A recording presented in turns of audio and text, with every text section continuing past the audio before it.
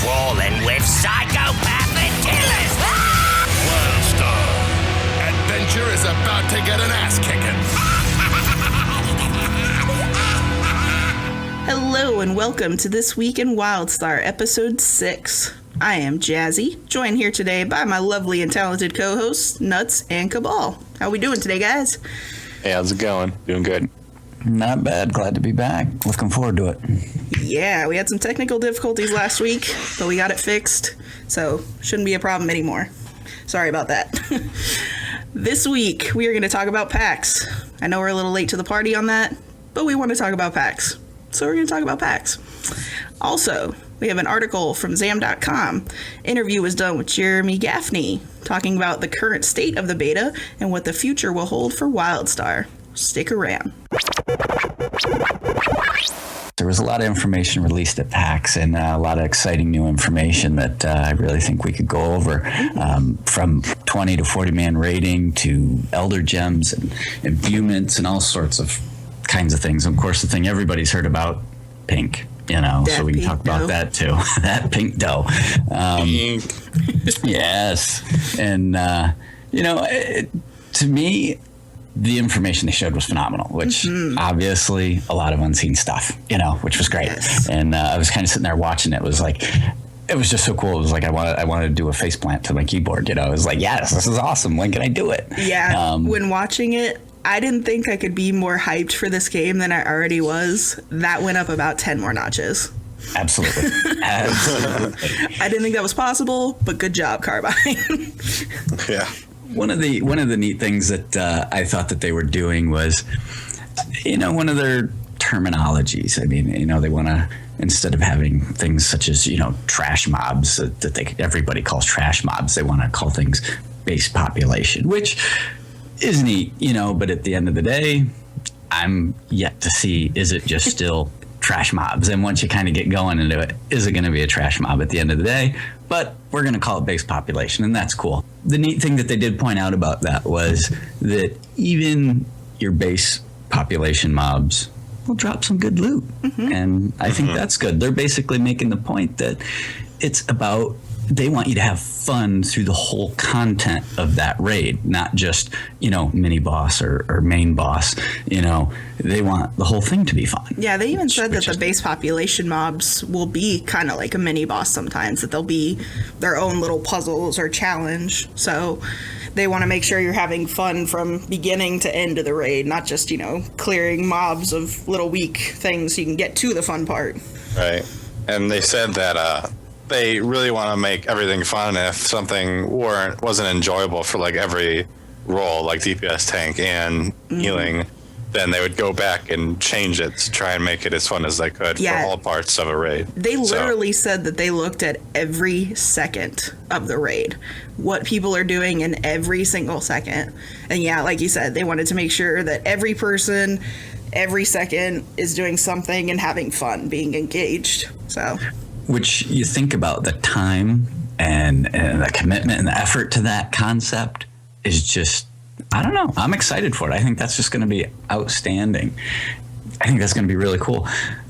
Some of the things that they also, talked about was, they're also going to use not only the bosses as a thing to overcome, but throwing in the environment and creating the environmental problems that you got to deal with. And the environment itself is going to be, part of the hazard, which I think that's going to add a whole new complexity, because not only are you worrying about your telegraphs, what your boss is doing, where your healers are, where you're positioning for your DPS or tanking or whatever, where you're dragging and moving the boss. Now you got to worry about what's the environment doing. Yeah, they showed the video, and we've seen them before a little bit, of the 20-man, the very first boss, where the floor falls out during that fight, and they even showed in their spectacular failure section of the panel that you can screw that up and screw the whole fight. And it was great at the end of that when they did their spectacular failure that the boss flexes. He's like, no, I win. Now, I don't know about you guys, but I absolutely love the idea that they showed the spectacular failure, not because they failed, but how many times, I know this has happened to me, have you been that guy that, oh, you've got this thing on you? And you're like, I know it's bad, I don't know what to do with it. And you just stand there, and all of a sudden bad things happen, and that's exactly what was happening to this guy. And I totally had to sit there and laugh because I'm like, I know what it's like to be that guy.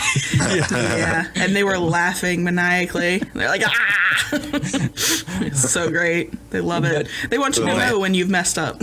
Yeah, but totally on the flip side, you had the spectacular success. Yeah. Now, you can't tell me watching Zybak's face and everything going on, he was elated, and even you're sitting there watching it going, come on, you know. It's phenomenal. Yeah. And I think that was really neat to show, you know, that they actually pay attention to that, to the point that they have it recorded, and they're trying to learn and take from that. And they even talked about, I mean, beyond stuff like that. I mean, we've seen stuff like that where you'll have a piece of the room fall or something will happen. They showed another part that it looked like, you know, Matrix, where you were just running through this area and literally the environment was attacking you. There were things popping out of the ground, things coming out of the wall. It was trying to push you into holes. And they were saying that they could design entire fights around literally just the environment attacking you, that it's not a creature, that the room might be trying to kill you and you have to do some kind of puzzle in that, which is another interesting mechanic, and it makes for interesting gameplay, really. I think that it will ultimately, you know, lead to what they're trying to accomplish. You know, the concept of, we want the entire content to be fun. You, just like in their general questing too, you're not always just going out and killing something. And the concept here, once again, you're not just going out, you're running into this thing just to go kill the boss, and you're trying to get from point A to point B. There's a whole lot that can, you know, take place in another way to challenge you, to be interesting, to make sure that that content itself is fun from beginning to end. The other thing that they did mention, which, you know, I think a lot of us have really already kind of got, is, you know, they want their raids. Their raid is, as they said before, aimed at the very hardcore. It's to be as hard as they can get it, and they want to make it difficult and fun. That way. Don't ever change. You know, it's not to be a rollover. You know, it's not to be just. There's another game that started like that.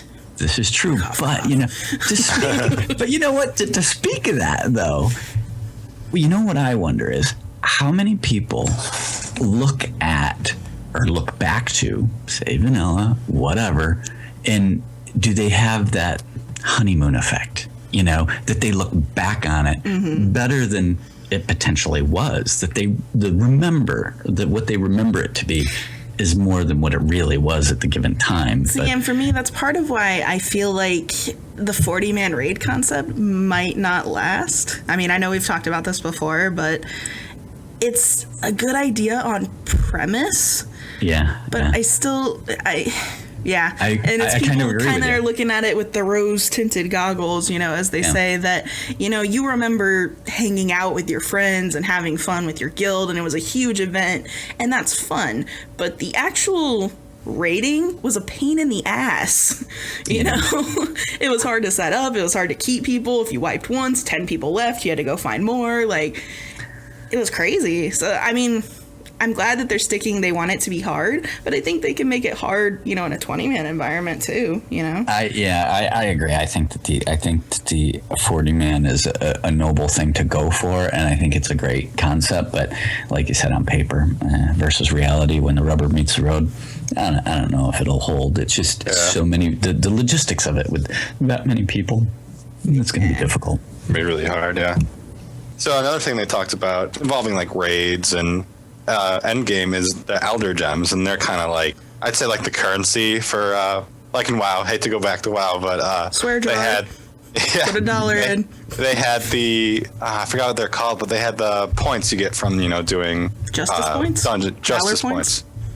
Justice Valor. Yeah, so those, it's like the equivalent to that. So you're gonna get Elder points instead of EXP when you hit, you know, max level. So when you start getting Elder points, every 75,000 Elder points that you get, it turns into an Elder Gem, which can be used to buy, you know, like raid gear and dungeon gear. So it's pretty much how you start off, it seems.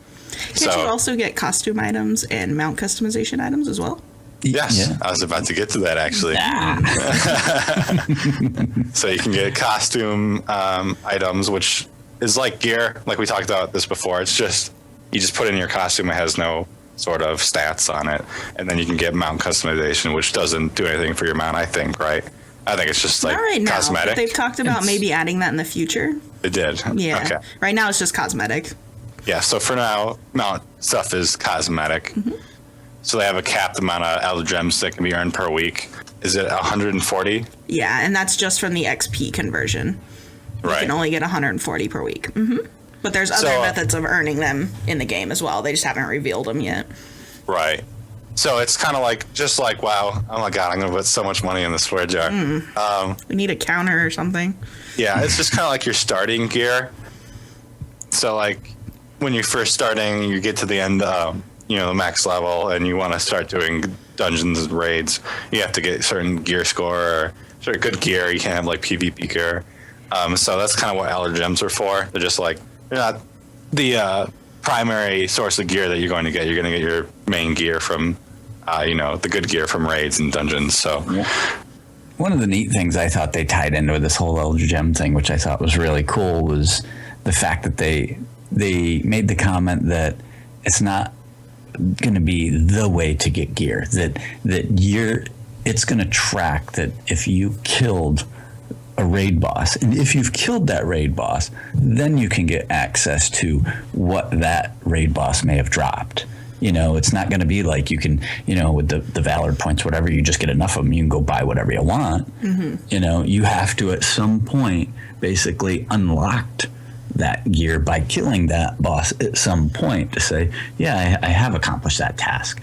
And I think that's a really neat little thing that they stick on there to prevent people from just, I'm just going to go get these elder gems through whatever various means and just start buying up gear. Yeah, it's kind of meant more as like if you have a bad luck streak with, whatever your loot system is, need greed or DKP or whatever, that they'll help you supplement it.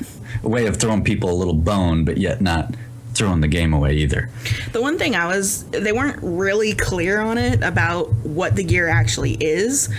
Is it gear that like actually drops from a certain boss, or is it like equivalent gear that drops from the boss?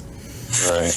The way you're right, they weren't totally clear, but the way I interpreted what they were saying was that it was that gear pool from that boss. So if, like you're saying, you're having that bad run with your guild's, point system or whatever, but it allows you to get access to that stuff. So maybe it prevents the grind. So it prevents the fact that, I've got to go try to kill this boss for the 10th time now or the 20th time now because I want this one piece to drop. It allows you a way of access to that piece.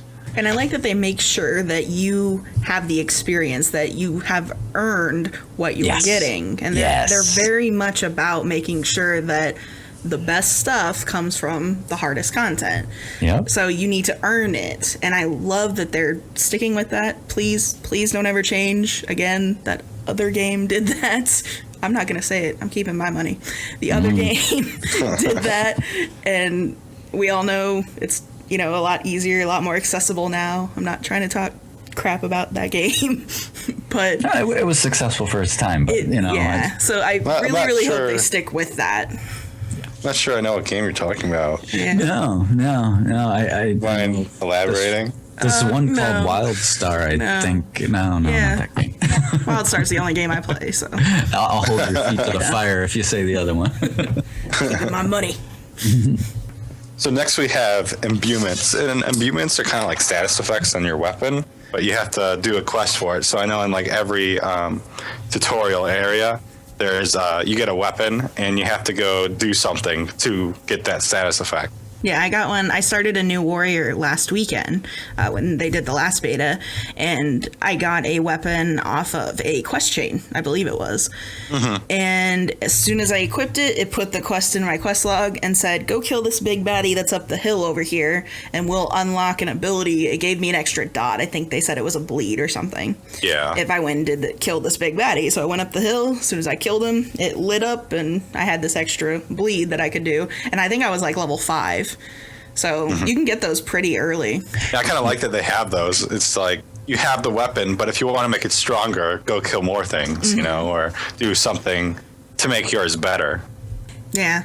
And the cool thing too, and I was actually talking to someone about this earlier today in the beta, they're really good about making sure that you don't feel like you're isolated as far as visual and fun things like that go at low levels, because most games, most MMOs, you don't get all of the cool stuff or the cool looking stuff until your level cap. And there's so many cool like armor pieces for costuming. There's imbuements as low as level 5. I mean, you're having fun and you're looking cool all the way up. You don't look like a peasant in rags until you hit 50. So they're really good about making sure the best they can. I mean, not many people like leveling, but the best they can, that you feel like you're having fun all the way to max level and not just at max level. So that was what I took from it.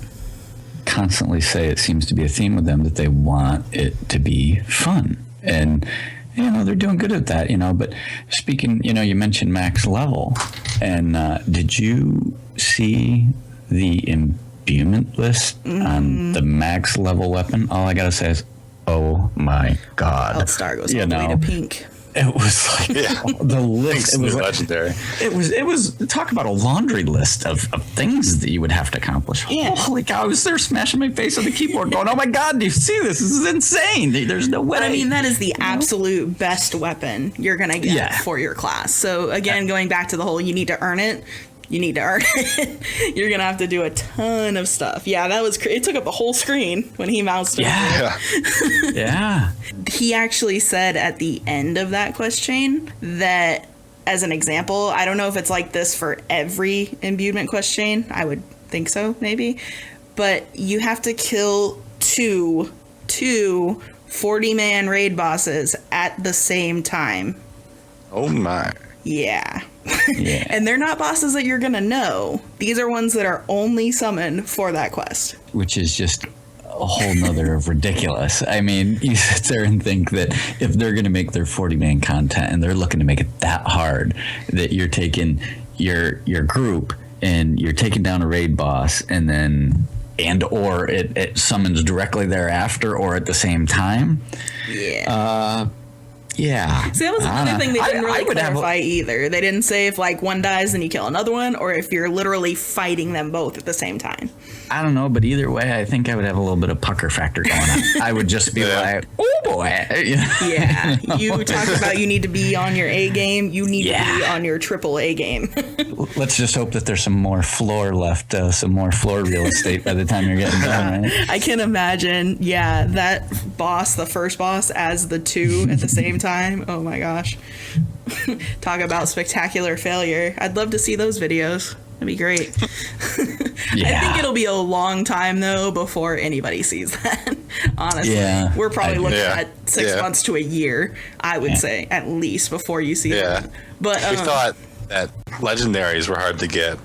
I mean, even think about artifacts. What did they say? They said you would have to participate in the hardest content and be lucky. Yeah. So it's not, participate in the hardest content and you're going to kind of come about it. No, they're saying, be pretty. It's not everybody's going to have this thing. Which again doesn't really explain how you obtain it. If it's a drop or if you have to like earn some kind of currency, if you have to do a quest chain, like how you obtain the artifact weapon wasn't really clarified either. And to be a little more technical with them, to backtrack a little bit, there'll be, for the artifact weapons, there will be 2 versions for every class, one for assault and one for support. So nobody's left out if you get lucky enough to get it. Awesome. Or you can get both if you are that lucky and have 2 specs. That would be insane. That'd be something. Can you imagine that though? Getting busy. both for each class and then having to do the imbuement, or for each spec, then having to do the imbuement for each one. You'd be totally busy. Ooh, you better have a very understanding guild. Totally. They really need you in both those roles. They actually talked about how they can take those weapons and make them stay relevant by adding more imbuements to them, which is awesome because it always sucked in that other game to get your legendary. I'm not doing it. To get your legendary, and then, not even 6 months later, it's just stuck in your Trash. bank. You can't do Yeah, anything trash. with it, you know? Yeah. So, and another cool thing that they have that the other game didn't have, with the costuming, you can actually costume your artifact weapon on top of whatever weapon you're using. So if they decide that, you know, they want to stop using the artifact weapon and they don't want to add to it, but you still like how it looks, you can still have it visually, which is awesome. And one of the things I think they should do, and Carbine, listen up, you know, they have mannequins for your old gear, right? That you can display your gear.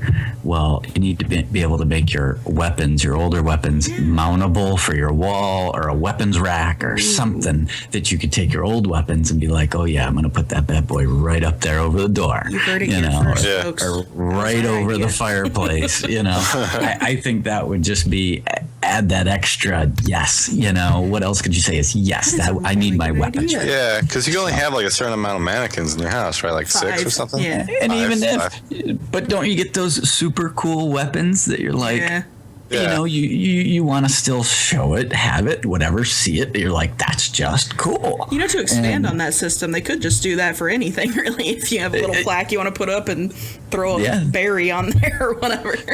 But you think with the diverse, how expansive that their housing system is, and to be able to place items that you could easily see them saying, we're just going to take it. So you can take this weapon and you can, you know, stand it in the corner. You can put it up on a rack on your wall, above the mantle, whatever. You can have a little weapons rack, whatever. Have an arms room, you know, and That would be cool. that I think would just be another little touch. So, you know, let's see what happens. That would be really cool if they added something like that. That would just be excellent. Yeah. You know what I really like about the artifact weapon? I think I really like that it moved. And Yes, it it was so actually pretty. does stuff. I think when you get the imbuements, doesn't it change? They Like in said something appearance? about that, but again, it wasn't really clear. They said it gets more shiny. I don't know if they were talking about like Yeah. metaphorically because it gets more powerful, or if like visually it actually changes. That would be really cool though. Yeah. Yeah, that'd be super cool. So, It'd show like- how powerful it is. And Yeah, like if you had the last imbuement, it has like lightning and all kinds of cool stuff coming out of it. yeah, That would be really like putting awesome. enchantments on it from a game that shall not be named. It. No, You know you want to. no, I just quit my job. I need all the money I can. All right, so the next really cool thing that they talked about was the world story of Wildstar. And this game actually has a really dark, really in-depth backstory that a lot of people aren't aware of. But they actually kind of revealed something that we haven't seen in beta yet. They have a character called Drusera. She is a central character to the story. And once you hit level 35, you'll get a call to come back to the capital city, which is Ilium for us. And you have to inspect this anomaly, and it sends you through a portal, and you're introduced to her for the first time. And the big question of the game, the overarching theme to the story, is always what happened to the Elden? Why aren't they here anymore? And we need to figure out where they went. So once you're introduced to Drusera from level 35 on, there are going to be 5 instances that feature her that are going to kind of explain to you a little bit more of the story, what her role is, what happened to them. Seems like she is like a almost like a spirit of an Elden. You know, that's what it looked like. Yeah, she did kind of seem like a hologram, kind of like the caretaker. Yeah. Which caretaker? Sorry, still so cool. Yes. Yeah. I like him. Schizophrenic, but I love him. Yeah. When I first saw him, I saw before the flick, I was like, oh, this guy's kind of cool. He's intellectual, whatever. And then you see the flick, and he's like, oh, I've never seen him do that. I don't know if I want to see him do that. Yeah, he's actually involved in some of the Drusera instances as well. Yeah. Yes. I think in the video they showed him right there at the beginning, right next to her. So, Yep. and sometimes the faction leaders from your cities will be involved with the story as well. And they designed this content more for people who are interested in the story. It's kind of like they played out scenarios in WoW. I'll say it just this once. In WoW, they had scenarios where they demonstrated a little bit better the story. So I think, to me, the Drusera instances are kind of similar to that, where it's explaining things in a way that doesn't interrupt from other content.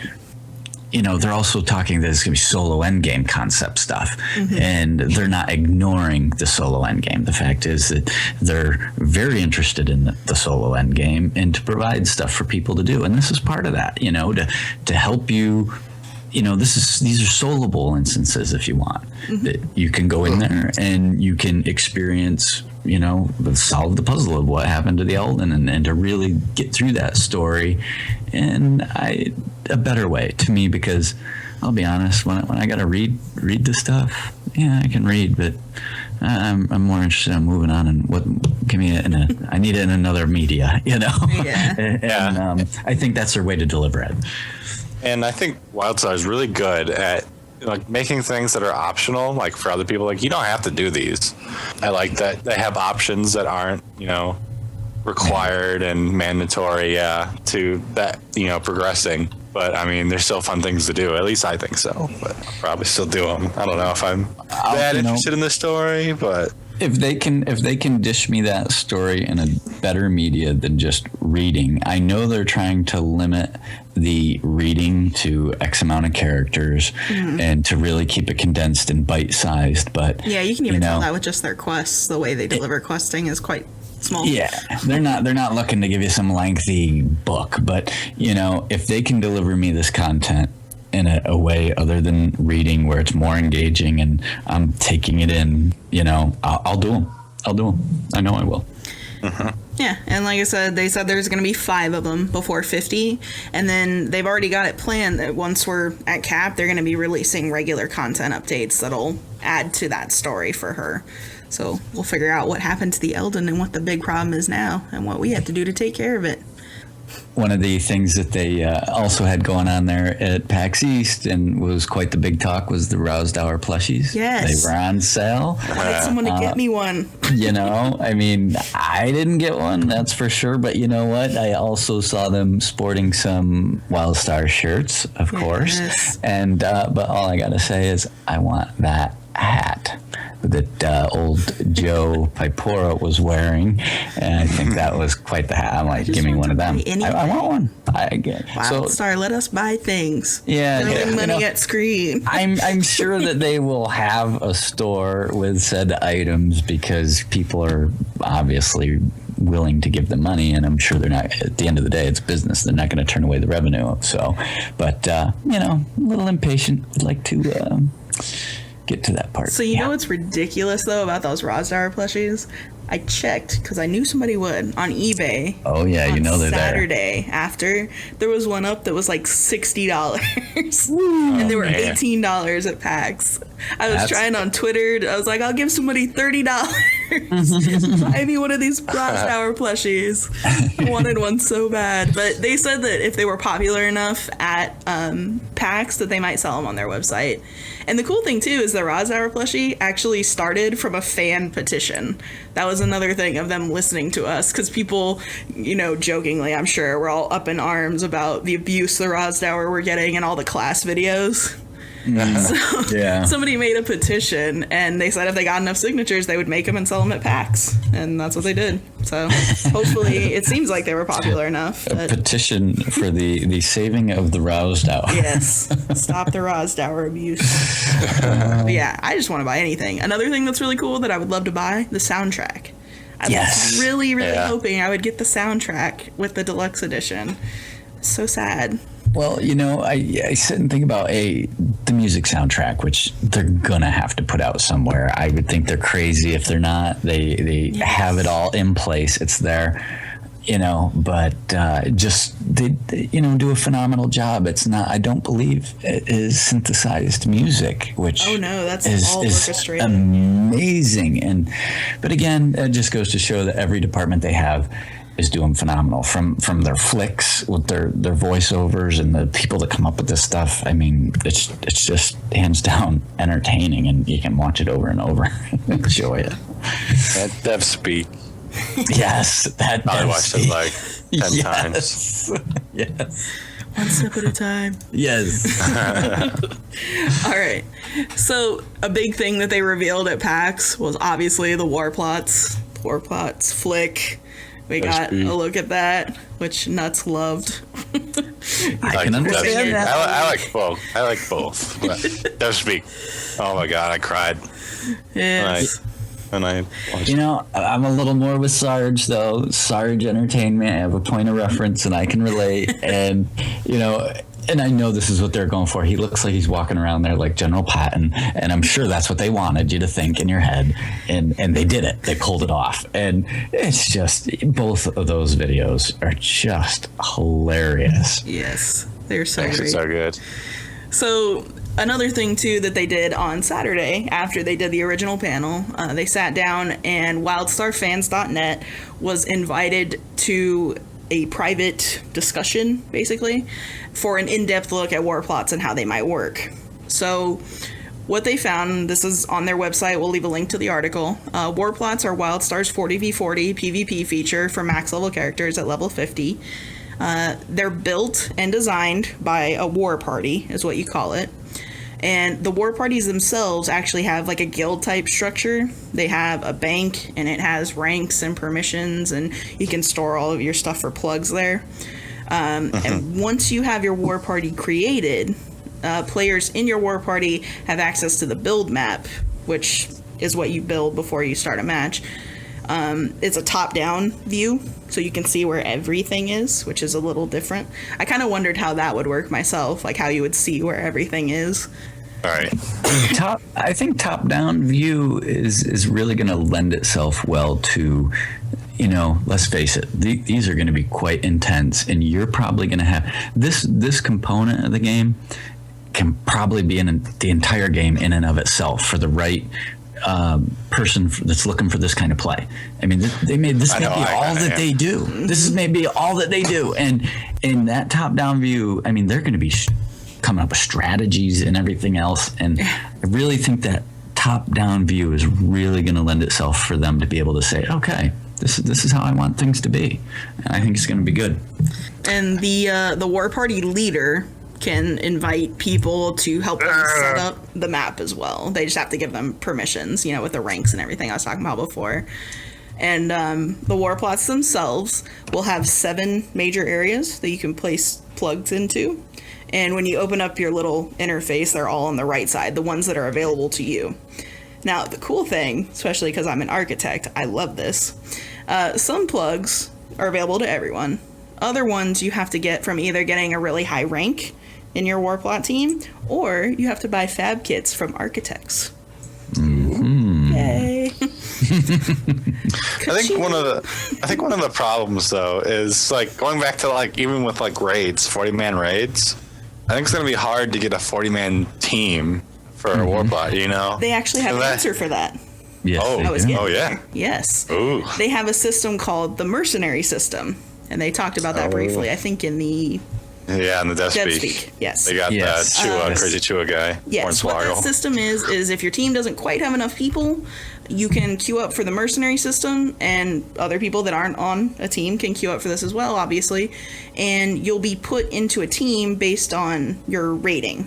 The Warplots uses the ELO matchmaking rating, the same as the arenas and battlegrounds, so you'll always be placed with people that are of your same skill level based on the rating. Oh, I can't wait to do that. I want to do rating and stuff, but PvP. I love PvP in that one game, and I absolutely adore this PvP. I can't wait. I think you're going to have a totally dedicated group to this and nothing but this, and that's going to be neat. I can definitely see that. Supreme Commander Nuts is on his way. There you go. Look out, folks. Yeah. So getting back to the builds, they talked about a lot of different kind of plugs that they have for it. I'm not sure if this is all of them, but these are just a few that they mentioned. The first one they have is a deployment station, and it'll actually transport team members to strategic areas on the battlefield. It starts out with 3 teleporty pads, but can be upgraded to 5 as the match goes on, as you collect resources and things like that. So that's kind of cool, teleporting. You know, not only can these things port your group strategically around the battlefield, but when you expand into having more of them, say, for example, you know, like the 4th and 5th pad, these can also take you closest to the enemy base. Front lines and Yeah, so it's like flanks. they could be sitting there, you know, sipping their tea, watching the front line, saying, "Oh, nobody's here." Next thing you know, you can drop your crew in, and it's like, oh, it's business time, real quick. I wonder if they have any kind of cooldown, like if you could just have little lines, like 5 people jump in and then 5 people jump in right behind them. Yeah, I think that's how it's gonna work. They're gonna have I can see so much strategy with that. He's so great. They had what they categorized as small plugs, meaning they're just smaller than all the other big things on the map. And the example that they gave was an entrance plug, I guess, to your war plot. It offers your war party a bonus, a passive bonus, and hinders the other team advancing into your war plot. So buffs your team, debuffs the other team, basically. Oh, they're passing through. Quoting that thing all week. It won't. You say mines, so if you mention anything about landmines, I'm just gonna go crazy. That's the best part. They had, as contrast to small, they have large plugs, and they have 2 types of large plugs. They have guard and hazard plugs. And guard plugs are kind of what they sound like. You can summon guards to whatever side it's socketed to, and the guards can be placed either defensively or offensively, so that's kind of cool. And then they have the hazard plugs, which are primarily defensive, and they offer a debuff and a movement impairing effect for anybody that comes near them. And they also mentioned that the hazard plugs won't hurt your team. They showed a picture of like hazardous gas coming out of this little thing, and it looks like if your team comes anywhere near it, it like automatically puts a hazmat suit on you. So it's kind of cool. funny. But yeah, it won't hurt your team. So the next one, the big thing, this looks fun to me. They have super weapons. I got something with this one. So these are offensive weapons that are located at the back of the war plot. And the example that they showed was a rocket launcher that summoned, I think it was 10 waves of missiles onto enemies. Well, the only thing I've got to say about super weapons is orbital strike capabilities. Hell Yeah. yeah. I was gonna mention that. That just looks way cool. That is awesome. I really liked that. And then the big one, the one that everybody loves, the boss summoner. Gonna have to quote something here.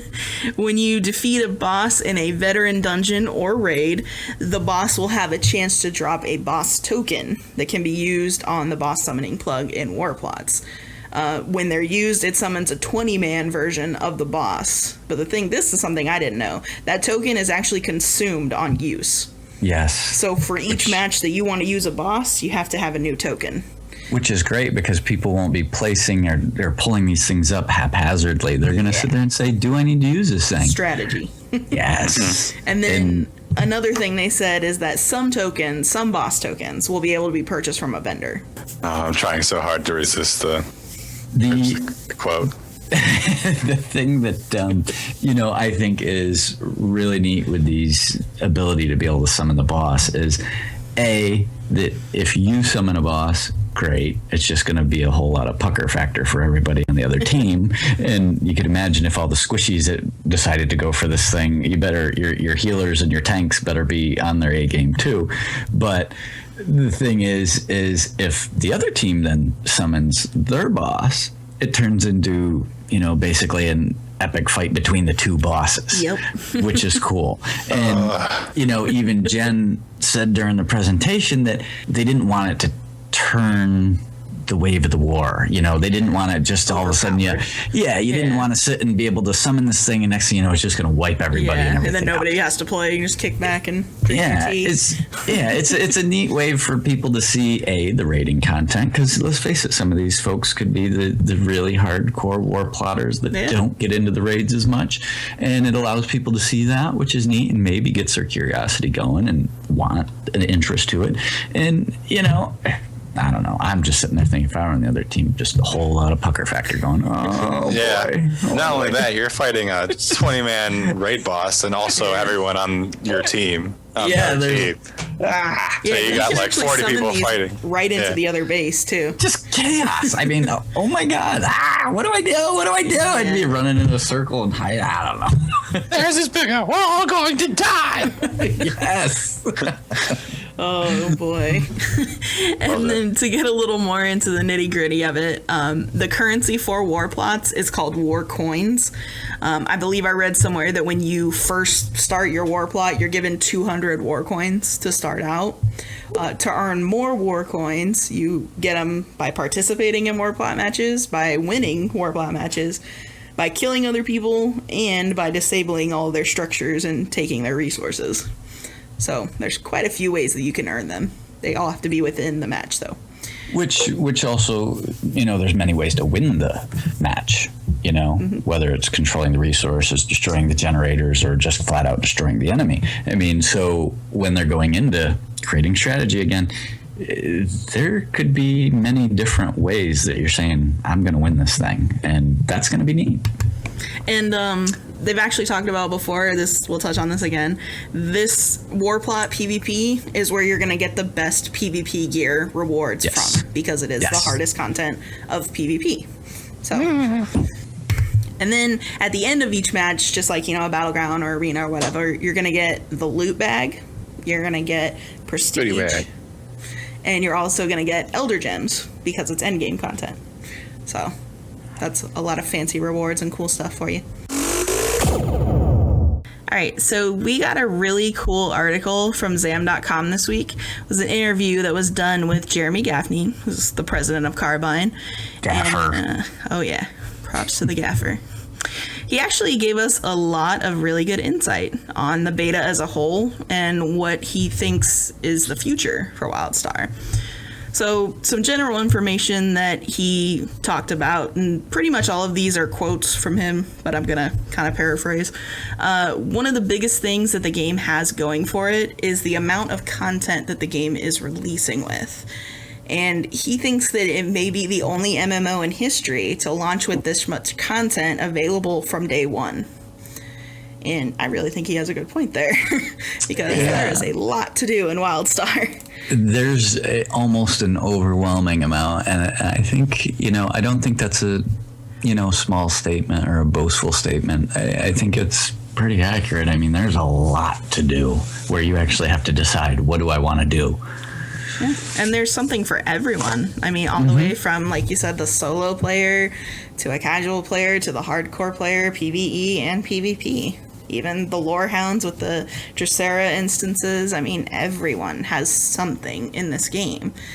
I can't really think of anything from any other game that I feel like isn't included in WildStar. Yeah. There's just so much available. And something I found really cool, that he said over 50% of the beta participants who have played WildStar, and he said this was actually just in the last 2 weeks. So this is new people coming into the game, not the people like us that have been playing forever and just love everything about it. New people said that they gave it a 5 out of 5 for fun factor, that they are having a blast playing this game. So that's amazing. Over 50%. Yep. I know it might not seem like a lot, but for a game, that's huge, especially a brand new IP. There's the thing. It's a brand new IP people don't know nothing about. It's getting it out there. It's new, and people are digging it. That's cool. Yeah, it definitely says a lot to me, and I have never said this about another game before, coming from WoW for 7 years. I played that game for a long time, and I saw, MMOs come and go. Just all of them were going to be, this is going to be the next big thing. It's going to be huge, and it's going to knock WoW off its pedestal, and WoW killer, and you always hear that, and we talked about that last time. But for the first time, when I looked at WildStar, I was like, oh my gosh, this game is going to be big. I really think it is, because, like I said, there's just something for everyone. And that's huge. And there really is something for everybody. They're paying attention to every piece of the market. They're paying attention to the PvPers. They're paying attention to the raiders. They're paying attention to the solo players. They're really, and then they're even paying attention to the, and we'll call it the economics people of the social aspect of the game and the economy and the housing. I mean, there's something really for everybody. And, as much as I'm sure everybody's heard it, they're really focusing on that play how you want to play concept. And it's just great. Another thing he said that I found very interesting that again talks about just how much they care about us and how much they care about their game. They talked about how they pay very close attention to the data in the game. I love this The part. example that he gave was that if you say you have a character and you haven't logged on for a couple weeks, well, they have a map that they're going to mark where your character logged off on. And they'll look at, where people are and what might be in that area that made them want to leave. And they'll look at, okay, if a quest is too grindy here or boring or there's too many bugs here, they'll look at that area and they'll go in and fix that based on just you logging out for a couple weeks. They're paying attention to that. They believe very strongly in listening to their player base, to tracking this data and reacting to it in a timely manner. Now, it's beta right now, so it might not be as quick as they want to, and he talked about that too, but he said he's conditioning his team during the beta to work on monthly updates. So that's their plan. They're gonna keep it rolling for us. So something really cool that I found interesting is that housing was actually originally intended to be a stepping stone to Warplots. It was actually yeah. It was actually a lot more watered down than what it has become. They didn't plan for it to be as big and as in depth as it is now. But what happened is he said his team just kept bringing him stuff and ideas. They wanted to put housing dungeons and challenges, and then they made a giant Ferris wheel, and they had all these jump puzzles. And he was like, this could be something good. He didn't really think that anybody would be into it because, housing's been done. He just wanted, something extra for people to do. But it became this whole big thing just over time. So it took it up a notch and made housing something that was not only fun for people that were really into it, but could also be functional for people that might not be as into it. And he also said that he believes it's one of the most complete housing systems out there, and it's certainly the best that anyone has ever launched with. And I tend to agree with that, yeah. I can only think, I know that there's other MMOs out there that have housing, but in my experience, the only other one I've played is Rift. And they have a pretty good housing system. I would say the one thing that Rift has on Wildstar, which I've talked about before, and I hope they'll add later, is that Rift allows you to kind of change your environment. Like, literally, you could have a house that has a mountain and a waterfall, and then you could buy another house that's just like a hut in the desert, and it's completely different. Not just like changing the sky. Yeah. But again, Right. I have faith that they'll build on it and add to it. If that's what people want, then they'll certainly do it. Even the example I gave with Rift, they didn't start with that. You had one house, you were in one place, just like Wildstar. So over time, I'm sure they'll add to it. So questing was another thing that he touched on here. Wildstar used to use the traditional system of kill 10 rabbits, collect 15 flowers, and they recently, I could say a couple months ago, maybe 2 or 3 months ago now, moved over to a more percentage-based system, kind of more similar to Guild Wars 2, where you get completion credit for the quest based on how much XP you're gaining. So what they did when they put in that system is they have 3 different kinds of monsters. They have the traditional, just weak monsters. They don't give a ton of XP, but they're easy to kill if you just kind of want to take it easy and just blow things up. They have champion creatures, which are a little more difficult. Might take a couple people to kill, or you can solo them if you're a badass and feel really awesome about it.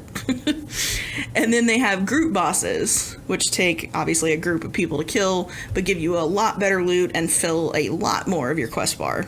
But what's really cool with that is I believe they were saying that you don't physically have to form a group to take on this open world group content. You can try it yourself and see if you get lucky, or you can wait for other people to show up and you can all tackle it together. But it encourages that we're going to come together for something to do, and it brings people together. It doesn't form any wedges. It's easy. You come in, you can come together, and it's all good that you're together, and it can formulate relationships. And yet, but we're tackling this thing, and if you want to move on, you don't have to go through the whole process of, hey, over here, hi, you want a group for this thing, or hey, Yeah, they have open world tagging. Yeah, which I think that's great. It's like funny, that. you can tell the people that have come from other games. At least myself, last weekend I made a new character, so I was in the starting area again. And it's funny, you'll be fighting something and people will just run by you and they'll kill the same thing that you're killing for the quest. And you're like, well, you could have gotten XP for this. You can tell that people don't quite know that. So I don't know if there's a way to make that a little more clear, but you get tag share, guys. You can help people. It's great. Help your friends. Stronger together than apart. And recently they actually, with this last update, they did those big like group monsters. They actually have a red like sheen to them when you just see them, because they said that they were having problems where people didn't visually understand that, hey, this is a group boss. You should fight this with more people, because in the game, you don't have to tab target to hit things in this game. You can just aim and hit it. So it was on the frame, but people weren't seeing it. So now those guys are red. So if you see a big red thing out in the world, make sure you bring your friends, because it will punch your face in. The intent of the system, the percentage-based system, is so they could reward players who, if they wanted to take on harder mobs, they could, do that and get it done quicker. Or if you just want to take it easy and kill the smaller mobs, that'll work too. So it's, again, playing the way you want to play. They're very much reinforcing that. All right, so PvP. Something that I found very interesting is in a lot of other games, they'll kind of just shove PvP into open world zones. You had stuff like Winter Grasp and things like that they kind of shove in there. It's good for a while, and then it's just gone. You see it when you're leveling now, and they did update it recently, I believe, so it's now. But what they're doing in Wildstar is, for open world PvP, they're gonna watch where PvP occurs just organically out in the open world. And then what they're going to do is add mechanics to these areas to amplify the PvP that's going on there. So that's kind of a different approach, but it makes sense. If people are already PvPing here, then they'll love to have more fun stuff and more reasons to PvP. All right. So looking forward, what is the next big thing for Wildstar? Their next big focus that Mr. Gaffney talked about was open beta. They are definitely still planning to do an open beta. He said that they're probably going to do another beta weekend or two, but they're really, really trying to get as many people as possible into the game. And they really succeeded with that this weekend, I think, because they gave us an extra bonus beta weekend and invited anyone who's ever signed up for the beta who hasn't gotten an invite so far. Which is a lot of people. That's going to be a lot. Yeah. It's been fun. I've definitely seen a lot more people. if they wanted their server stress test, here they go. This will be it. It's actually performing pretty well for me. Yes, it is. It really is. So it gives me a lot of confidence. But that's a lot of people that they just invited. Because we've talked about before how they only invited 4% of the people, 1.4 million people that have signed up. So that's like 3 or 4%, a lot of people coming in this weekend. And then open beta, which I would hope there's one more weekend after this one, and then I would guess that they're probably going to do a couple open beta weekend events. And something I found funny and kind of interesting is that Gaffney called Carbine. They said, we're the little guy fighting against the big giants like World of Warcraft and Elder Scrolls Online. And they really have a good point, that they're up against it. For sure, but they bring a good product. They bring a good game. That's the thing. They recognize the notion that they cannot compete against World of Warcraft as it was, but as it is. And these are well-established IPs, ESO and World of Warcraft, and they cannot sit there and say, well, we can enter into the market maybe how they entered into the market. It just doesn't work that way. The environment ain't the same. Anybody coming into this that really wants to make a fight of it, they've got to come in at really ready to pack a punch with lots of content. Yeah, and I definitely think they deliver on that. I do too. Absolutely. And another funny thing he said, we're that crazy game with the psychopathic hamsters people haven't heard of yet. So, again, recognizing they're a new IP and that they really want to earn people's trust, that they're looking to be as transparent and keep the communication lines open with everybody.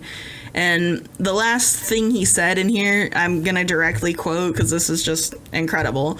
And again, says to what their stance is on their game and how they look at the people playing it. They said the goal is that if we've intrigued you at all, come in and check it out. If you like it, awesome. If not, that's actually okay with us too. We're going to go and log in all the data about where you left and what you did and make our game better anyways because we're not done improving it. We think this can be the best game that's launched in terms of polish, in terms of overall content, and in terms of depth. But we want to be better each month. We want to earn your $15 and we want to earn you playing in our game. That's a really great thing to say. Yeah, they're very much about, we want you guys to be here, but we want you guys to trust us too. And that's the thing too is, they're saying we're a sub game. It's going to be $15 a month. Now, for me personally, I like that too. Economic stance because I rather pay $15 a month and know that somebody is working on this game and I'm going to get something from it. I have a mistrust for these free to play games. I tend to find them not really that complete of a polished, well-rounded, in-depth game. Totally agree. Yeah. And it's like they seem shallow as to where, you know what? I'm happy to give you that $15 a month. You provide me with something that I'm going to enjoy and that's in-depth, intense, and worth it. And I'll be more than happy to hand it over. And I think that's what they're getting at. And I love it. I think that's great. Yeah. And I mean, what he's saying is that, even if you don't like our game, that's okay.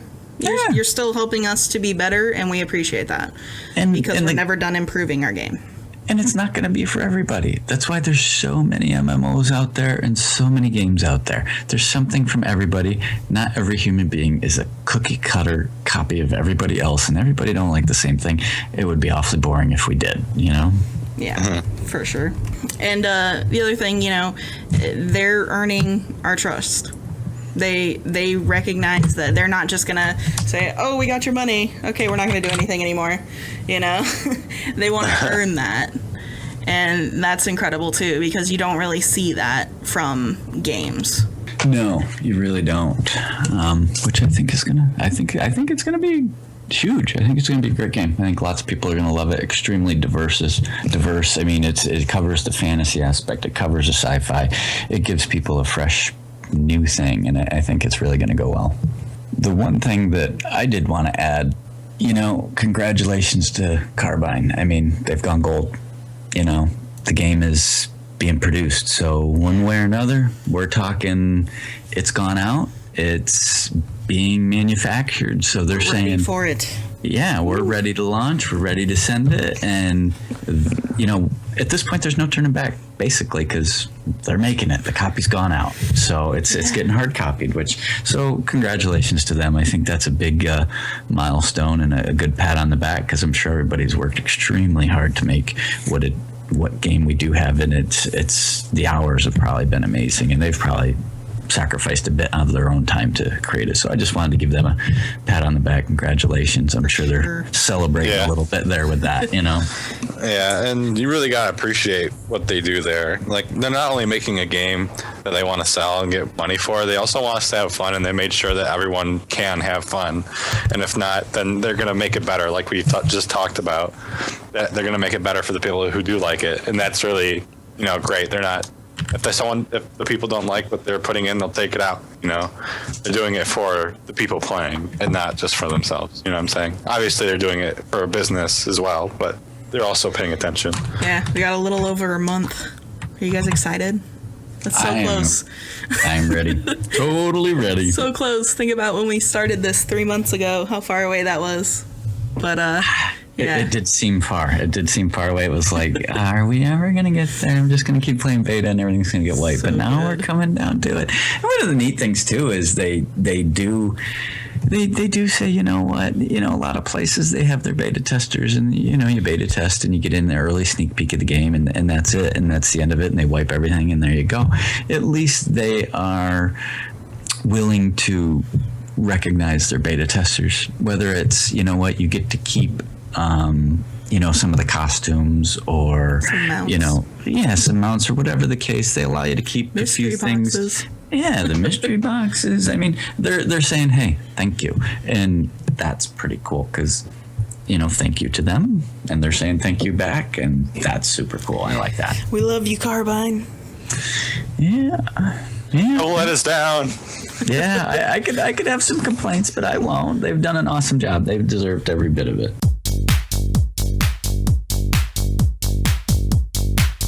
All right, that's going to wrap it up for us today, guys. Thanks for tuning in again and listening to us. You can follow me on Twitter for show updates and whatever I'm thinking about at the time at Jazzy_Chua. You can subscribe to Nuts on his YouTube channel for reviews, playthroughs, and commentaries on a lot of different games, not just WildStar, at youtube.com/Cluffy142. And we've got Cabal on Twitter now. You can follow him on Twitter at Cabal_Bakari. Remember to like, comment, and subscribe. Leave us a comment. Let us know what you guys thought about PAX, what you thought about Warplots, anything.